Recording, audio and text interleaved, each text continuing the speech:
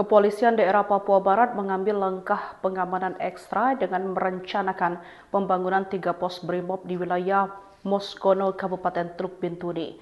Upaya ini dilakukan sebagai bentuk antisipasi terhadap potensi gangguan keamanan yang kerap dilakukan kelompok kriminal bersenjata atau KKB yang juga dikenal sebagai OPM.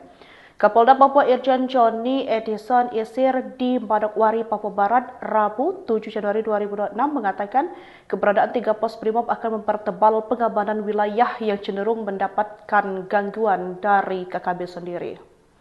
Selain itu, pihak Polda Papua Barat juga terus berkoordinasi dengan Komando Daerah Militer Kasuari seiring adanya penempatan personel bawah kendali operasi dari Batalion Infanteri 401 Alugoro.